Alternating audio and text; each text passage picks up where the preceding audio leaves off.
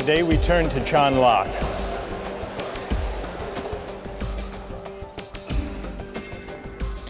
On the face of it, Locke is a powerful ally of the libertarian. First, he believes, as libertarians today maintain, that there are certain fundamental individual rights that are so important that no government, even a representative government, even a democratically elected government, can override them. Not only that, he believes that those fundamental rights include a natural right to life, liberty, and property. And furthermore, he argues that the right to property is not just the creation of government or of law. The right to property is a natural right in the sense that it is pre-political. It is a right that attaches to individuals as human beings, even before government comes on the scene, even before parliaments and legislatures enact laws to define rights and to enforce them. Locke says in order to think about what it means to have a natural right, we have to imagine the way things are before government, before law. And that's what Locke means by the state of nature. He says the state of nature is a state of liberty.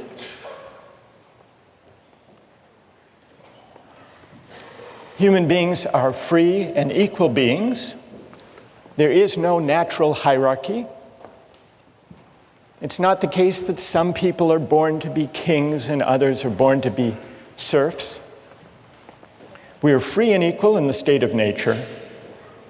And yet, he makes the point that there's a difference between a state of liberty and a state of license. And the reason is that even in the state of nature, there is a kind of law. It's not the kind of law that legislatures enact. It's a law of nature. And this law of nature constrains what we can do, even though we're free, even though we're in the state of nature. Well, what are the constraints?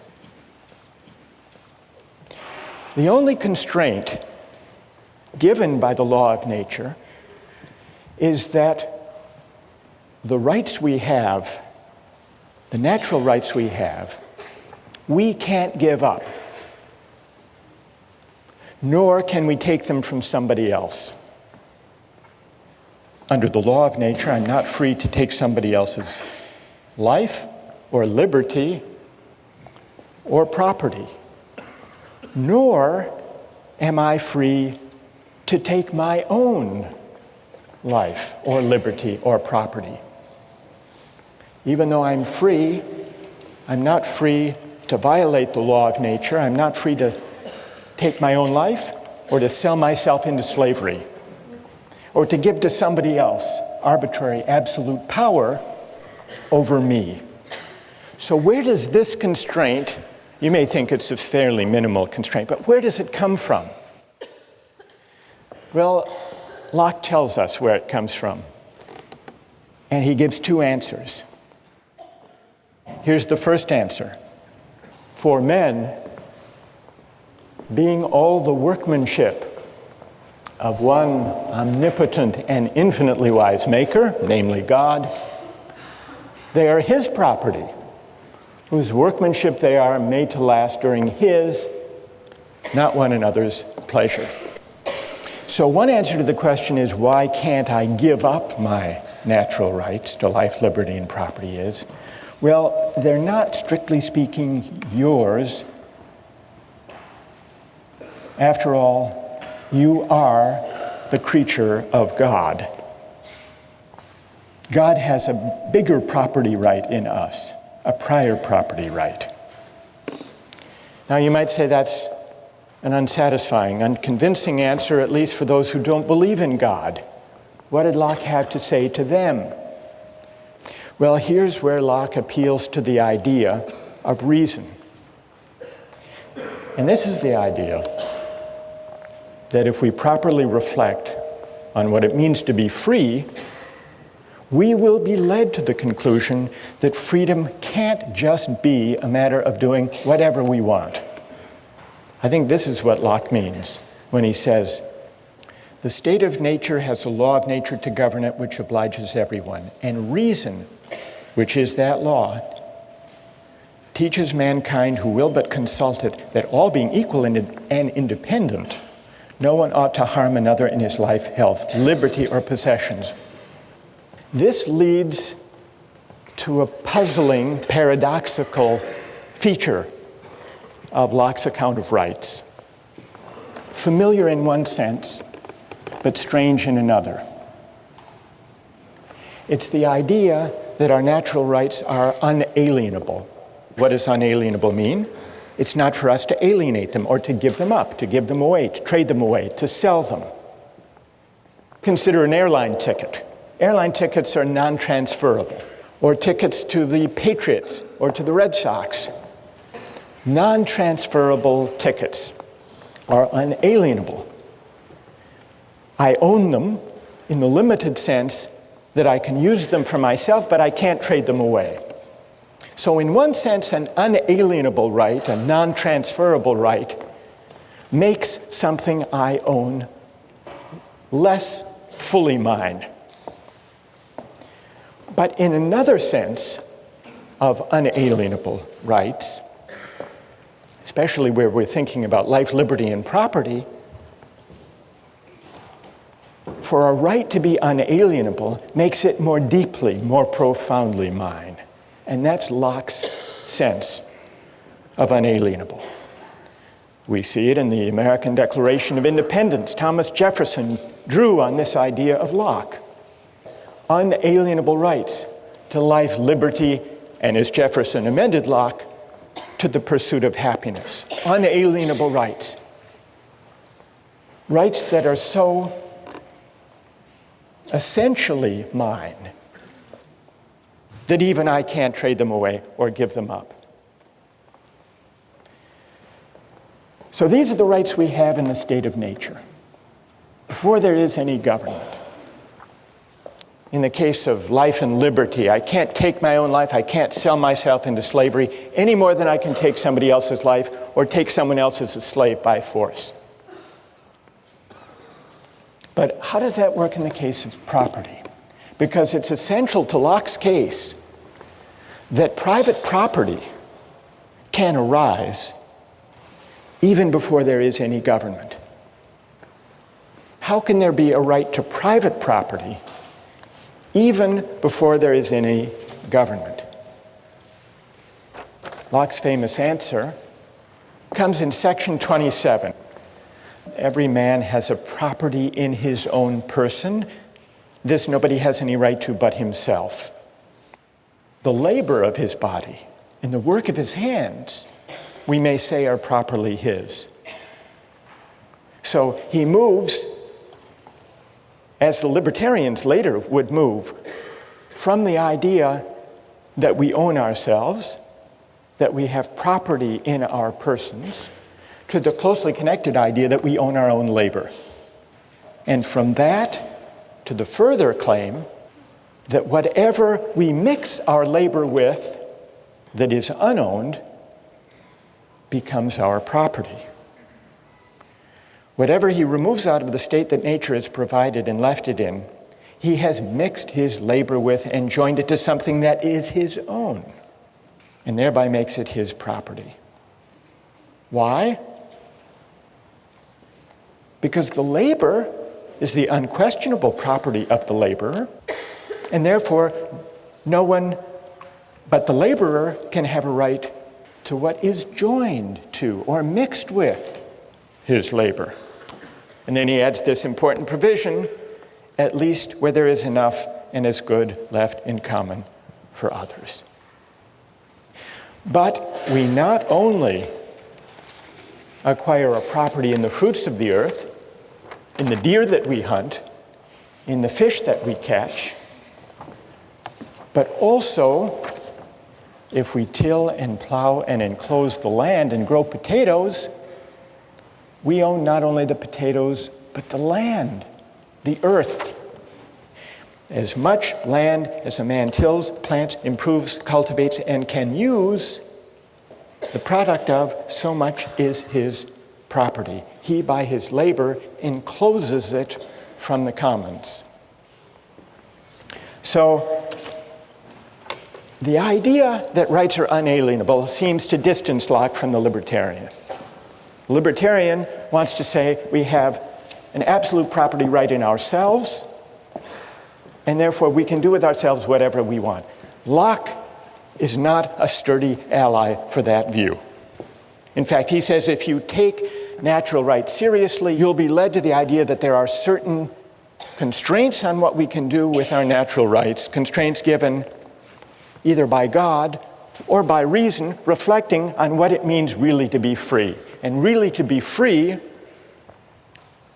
means recognizing that our rights are unalienable. So here's the difference between Locke and the libertarians, but when it comes to Locke's account of private property, he begins to look again like a pretty good ally.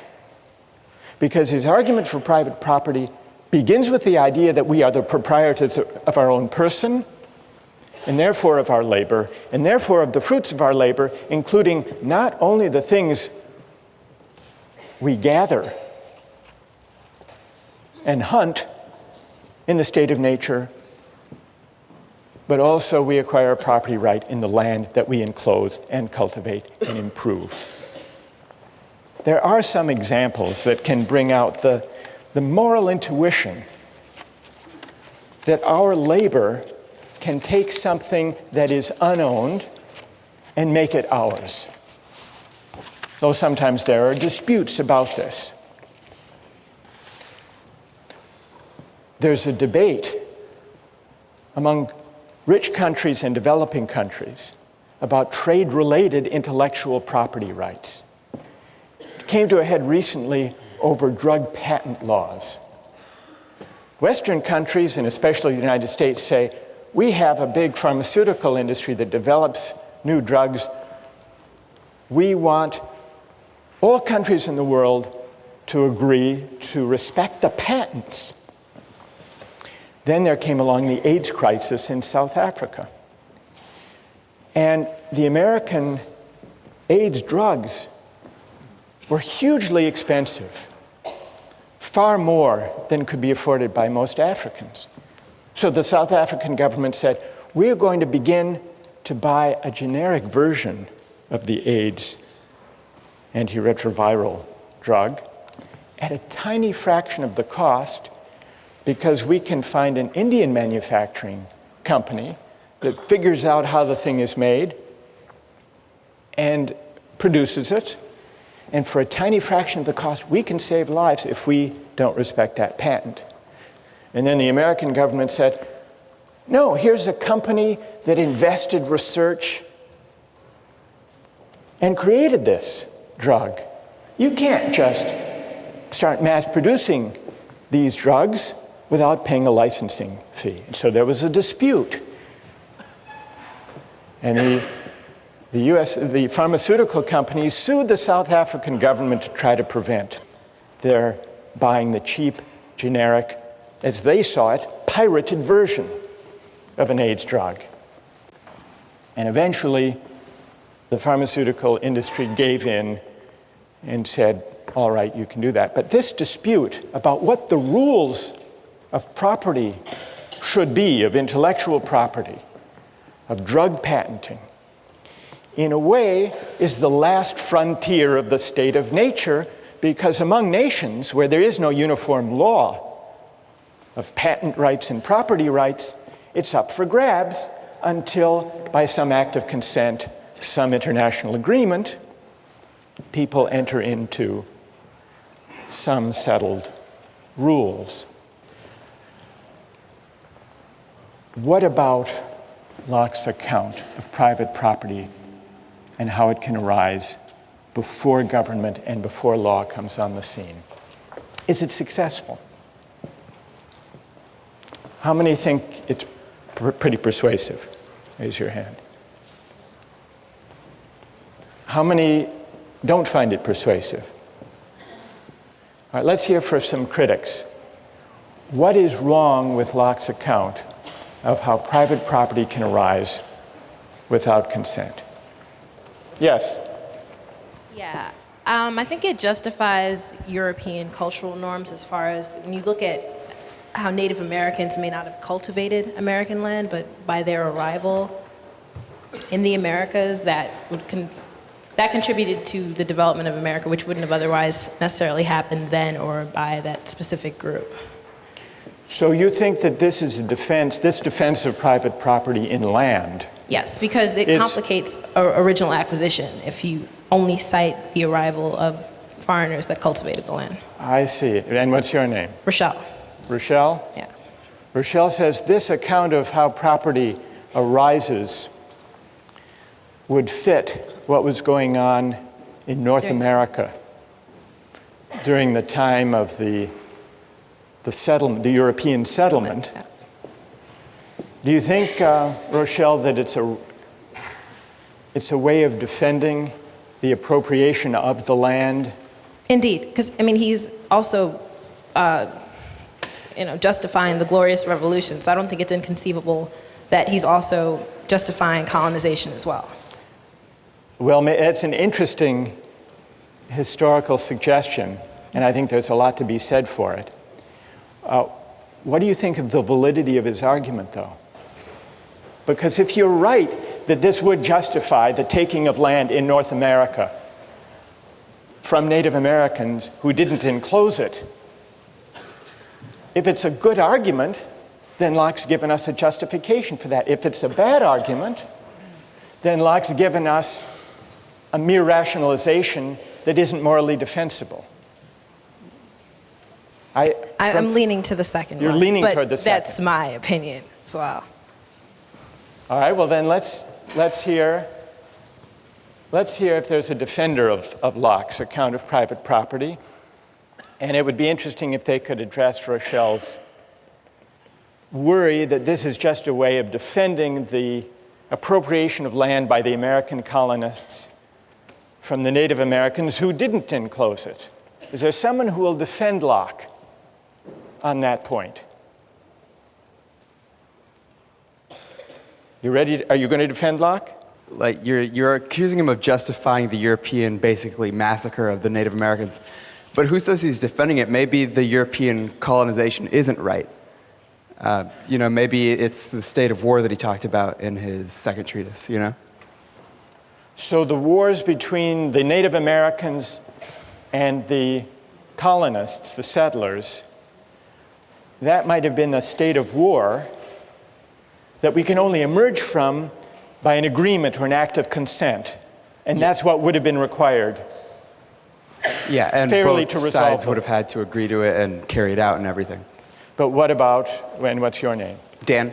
But Dan, what about, Rochelle says this argument in section 27 and then in 32 about appropriating land,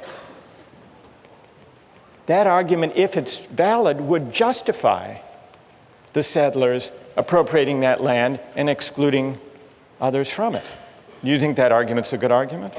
Well, doesn't it kind of imply that the Native Americans hadn't already done that?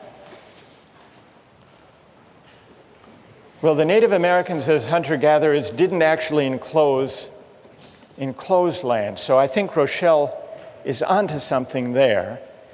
What I want to, go ahead, Dan. At the same time, he's saying that just by picking an acorn or taking an apple or maybe killing a buffalo on a certain amount of land, that makes it yours because it's your labor, and that's, your labor would enclose that land.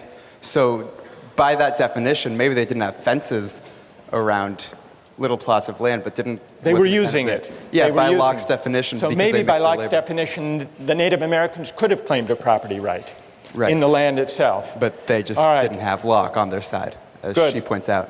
Okay, that's good. One more defender of Locke. Go ahead. Well, I mean, just to defend Locke, he does say that there are sometimes in which you can't take another person's land. For example, you can't acquire land that is common property. See, people in terms of American Indians, I feel like they already had civilizations themselves, and they were using land in common. So it's kind of like an analogy to what he was talking about with like the common English property. You can't take land that everybody's sharing in common. Interesting. And That's also, interesting. you can't take land unless you make sure that there's as much land as possible left for other people to take as well. So if you're taking so you have to make sure that whenever you take land, or that there's enough left for other people to use, that's Right. just as good as the land that you took. So. That's true. Locke says there has to be this right to private property in the earth is subject to the provision that there be as much and as good left for others. What's your name? Right. I'm Fang.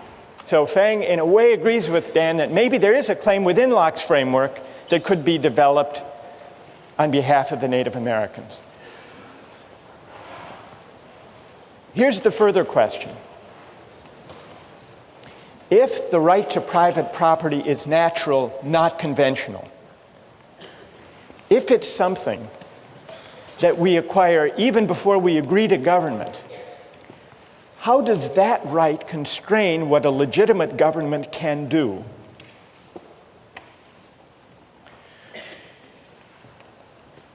In order finally to see whether Locke is an ally or potentially a critic of the libertarian idea of the state, we have to ask what becomes of our natural rights once we enter into society.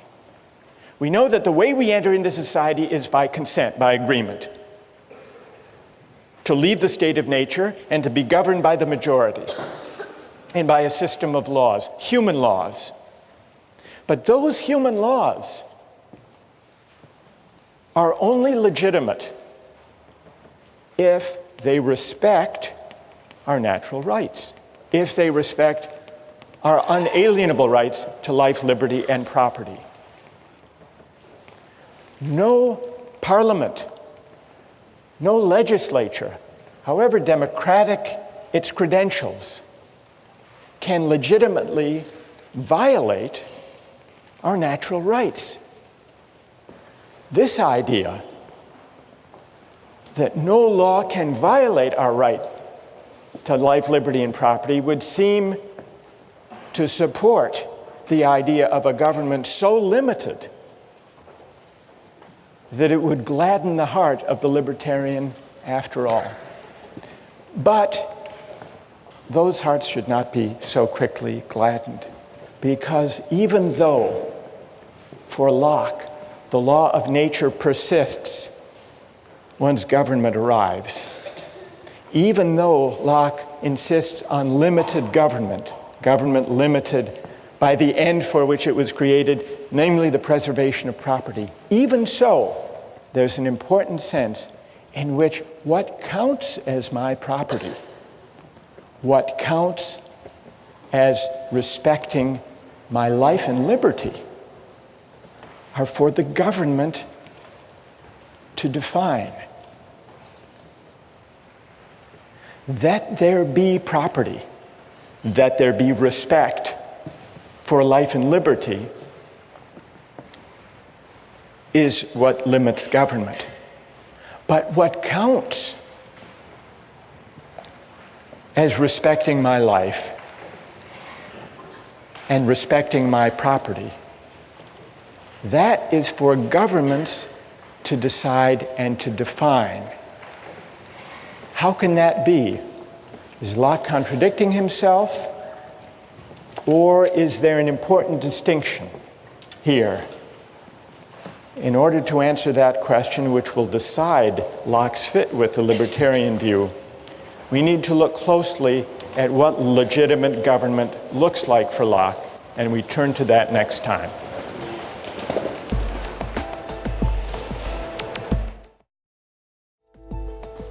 Last time, we began to discuss Locke's state of nature, his account of private property, his theory of legitimate government, which is government based on consent and also limited government.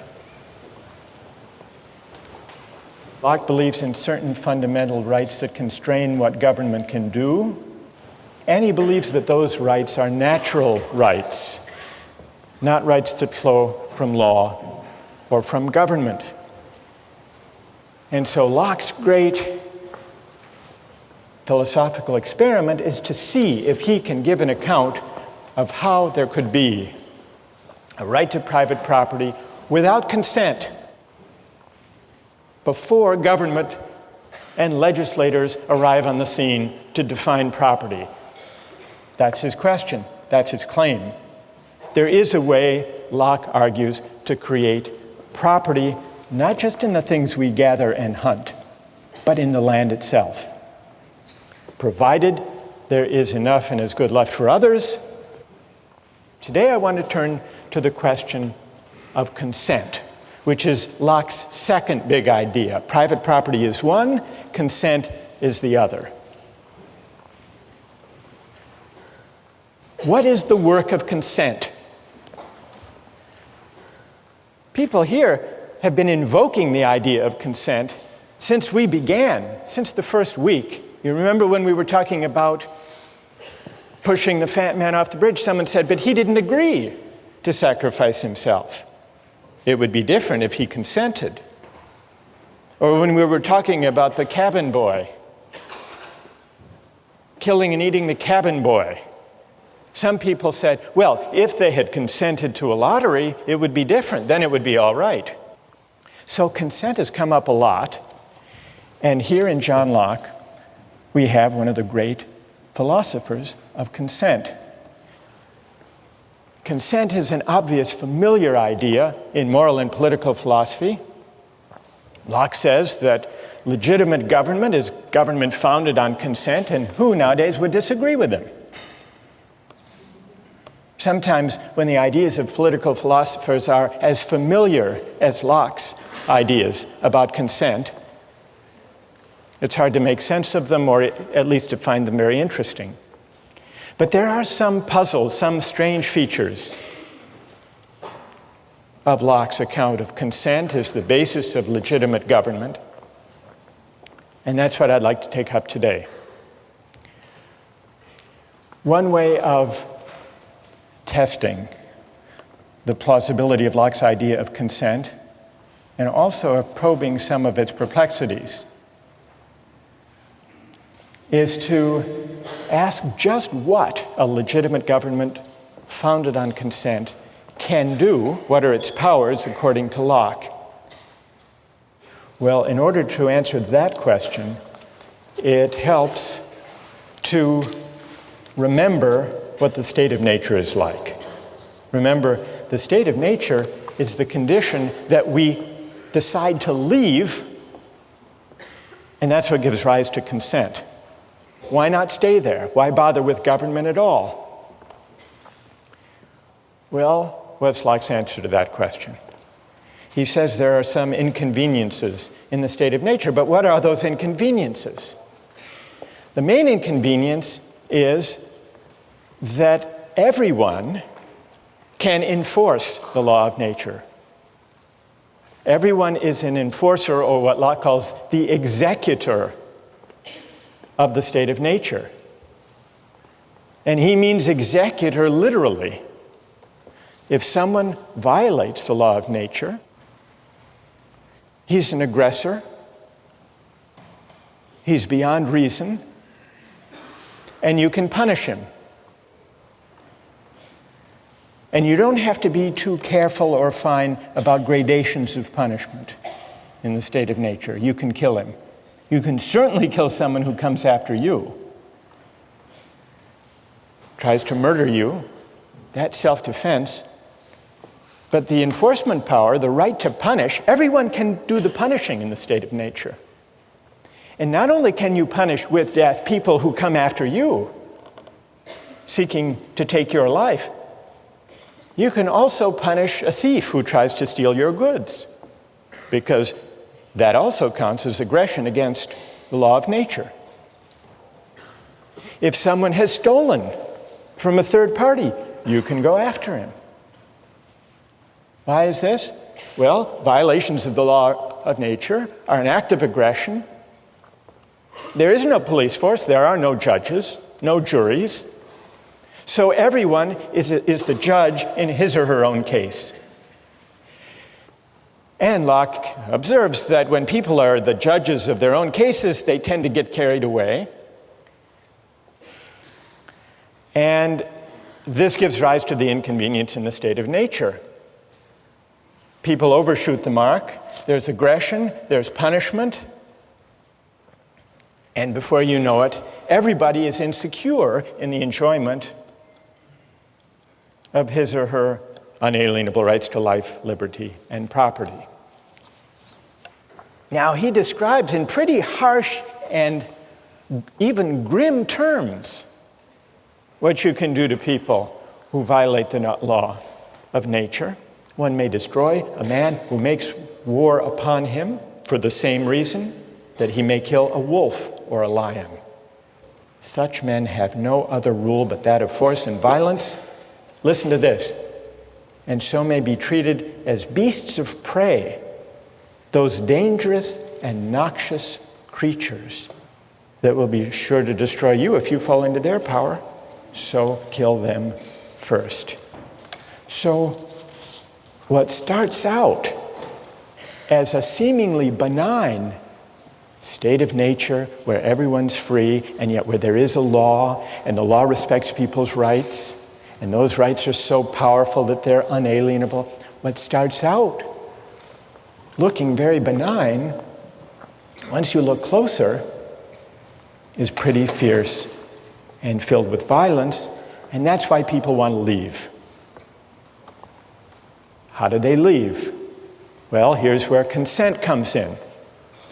The only way to escape from the state of nature is to undertake an act of consent where you agree to give up the enforcement power and to create a government or a community where there will be a legislature to make law and where everyone agrees in advance, everyone who enters agrees in advance to abide by whatever the majority decides. But then the question, and this is our question, and here's where I want to get your views, then the question is, what powers, what can the majority decide? Now here it gets tricky for Locke, because you remember, alongside the whole story about consent and majority rule, there are these natural rights, the law of nature, these unalienable rights. And you remember, they don't disappear when people join together to create a civil society. So even once the majority is in charge, the majority can't violate your inalienable rights, can't violate your fundamental right to life, liberty, and property. So here's the puzzle. How much power does the majority have? How limited is the government created by consent? It's limited by the obligation on the part of the majority to respect and to enforce the fundamental natural rights of the citizens. They don't give those up. We don't give those up when we enter government. That's this powerful idea taken over from Locke by Jefferson in the Declaration. Unalienable rights. So, let's go to our two cases. Remember Michael Jordan, Bill Gates, the libertarian objection to taxation for redistribution? Well, what about Locke's limited government? Is there anyone who thinks that Locke does give grounds for opposing taxation for redistribution? Anybody? Go ahead. If the majority rules that there should be taxation, even if the minority should still not have to be taxed because that's taking away property, which is one of the rights of nature. All right, so, and what's your name? Ben. So, if the majority taxes the minority without the consent of the minority to that particular tax law, it does amount to a taking of their property without their consent, and it would seem that Locke should object to that. Do you want some textual support for your view, for your reading of Locke, Ben? All right. I brought some along just in case you raised it. If you have your texts, look at 138, passage 138. The supreme power, by which Locke means the legislature, cannot take from any man any part of his property without his own consent. For the preservation of property being the end of government, and that for which men enter into society, it necessarily supposes and requires that people should have property. That was the whole reason for entering society in the first place, to protect the right to property. And when Locke speaks about the right to property, he often uses that as a kind of global term for the whole category, the right to life, liberty, and property. So that part of Locke, that beginning of 138, seems to support Ben's reading. But what about the part of 138, if you keep reading? Men, therefore, in society having property, they have such a right to the goods which by the law of the community are theirs. Look at this. And that no one can take from them without their consent. And then at the end of this passage, he says, so it's a mistake to think that the legislative power can do what it will and dispose of the estates of the subject arbitrarily or take any part of them at pleasure. Here's what's elusive. On the one hand, he says, the government can't take your property without your consent. He's clear about that. But then he goes on to say, I mean, that's the natural right to property. But then it seems that property, what counts as property, is not natural but conventional, defined by the government. The goods which by the law of the community are theirs. And the plot thickens if you look ahead to section 140. In 140, he says governments can't be supported without great charge. Government is expensive. And it's fit that everyone who enjoys his share of the protection should pay out of his estate. And then here's the crucial line. But still it must be with his own consent, i.e. the consent of the majority, giving it either by themselves or through their representatives. So what is Locke actually saying? Property is natural in one sense, but conventional in another. It's natural in the sense that we have a fundamental, unalienable right that there be property, that the institution of property exist and be respected by the government.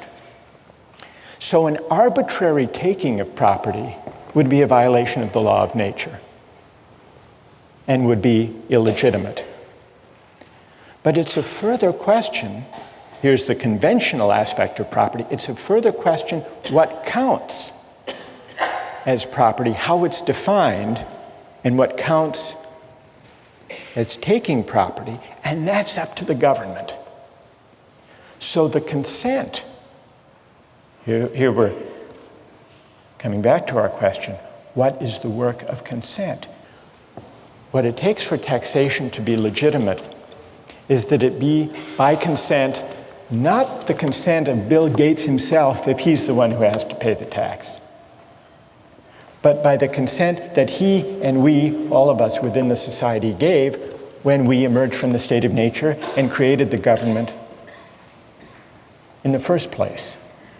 It's the collective consent. And by that reading, it looks like consent is doing a whole lot, and the limited government consent creates isn't all that limited. Does anyone want to respond to that or have a question about that? Go ahead. Stand up. Well, I'm just wondering what Locke's view is on once you have a government that's already in place, whether it is possible for people who are born into that government to then leave and return to the state of nature. I mean, Wait. I don't think that Locke mentioned that at all in the... What do you think? Well, I think as the convention, it would be very difficult to leave the government because you are no longer because nobody else is just living in the state of nature. Everybody else is now governed by this legislature. What would it mean today, you're asking? And what's your name? Well, Nicola. Nicola, to Yeah. leave the state. Suppose you wanted to leave civil society today, you want to withdraw your consent and return to the state of nature. Well, because you didn't actually consent to it. You were just born into it. It was Okay. your ancestors who joined. Right. So, You didn't sign the social contract. I didn't sign it. exactly. All right, so what does Locke say there? Yeah. I don't think Locke says that you have to sign anything. I think that he says that it's kind of implied consent.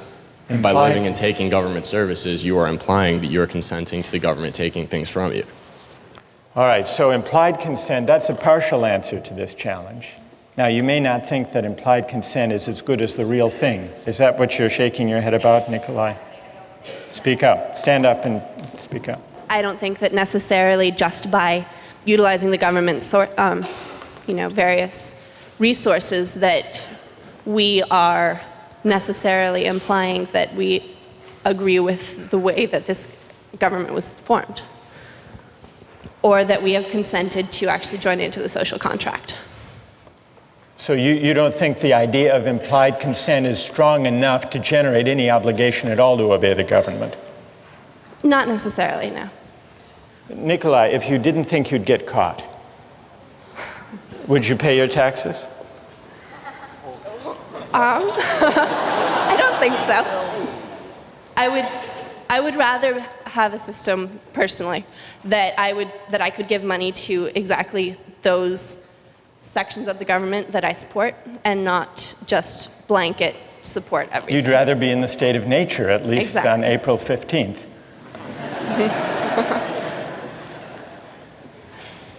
But what I'm trying to get at is, do you consider that you're under no obligation, since you haven't actually entered into any act of consent, but for prudential reasons you do what you're supposed to do according to the law? Exactly. If you look at For it you? that way, then you're violating another one of Locke's treatises, which is that you can't take anything from anyone else.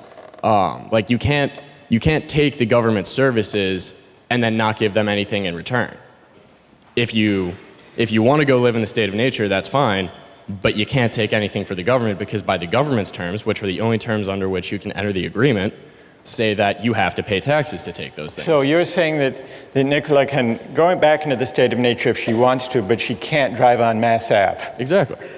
I want to raise the stakes beyond using Mass Ave, Yes. and even beyond taxation. What about life? What about military conscription? Yes. What do you say? Stand up.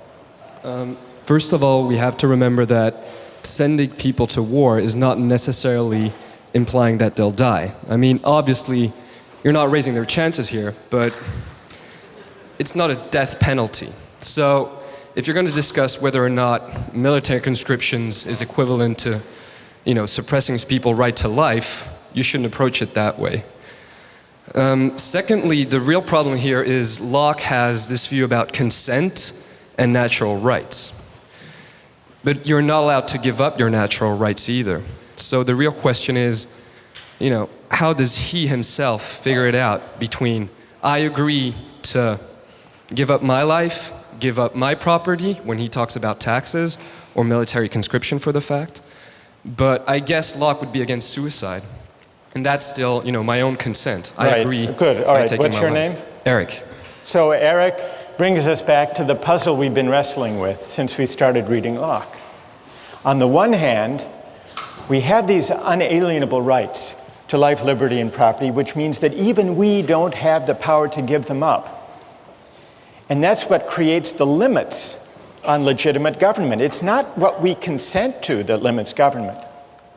It's what we lack the power to give away when we consent that limits government.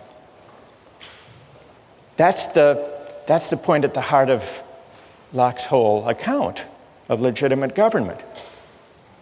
But now you say, well, if we can't give up our own life, if we can't commit suicide, if we can't give up our right to property, how can we then agree to be bound by a majority that will force us to sacrifice our lives or give up our property?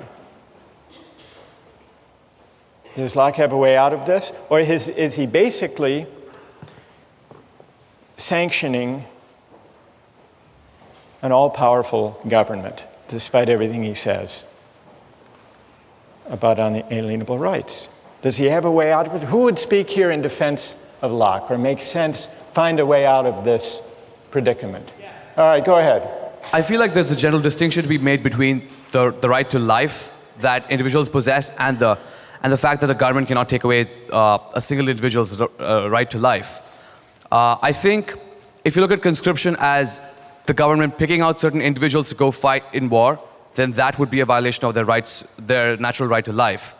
On the other hand, if you have conscription, let's say a lottery, for example, then in that case, I would view that as the population picking their representatives to defend them in the case of war. The idea being that since the whole population cannot go out there to defend its own right to property, it picks its own representatives through a process that's essentially random. And then these sort of elected representatives go out and fight for the rights of the people. It works very similar, it works just like an elected government, in my opinion. All right, so an elected government can conscript citizens to go out and defend the way of life, the community that makes the enjoyment of rights possible? I think it can, because to me it seems that it's very similar to the process of electing representatives to a legislature. Although here, it's as if the government is electing by conscription certain citizens to go die for the sake of the whole. Is that consistent with respect for a natural right to liberty? Well, what I would say there's a distinction between picking out individuals and having a random choice of individuals. Like picking out, let me make sure, between picking out individuals. Well, right, what's your name? Gokul. Gopal says there's a difference between picking out individuals to lay down their lives and having a general law. I think this is the answer Locke would give, actually. Gopal. Locke is against arbitrary government. He's against the arbitrary taking, the singling out of Bill Gates to finance the war in Iraq. He's against singling out a particular citizen or group of people to go off and fight. But if there's a general law such that the government's choice, the majority's action, is non-arbitrary, it doesn't really amount to a violation of people's basic rights.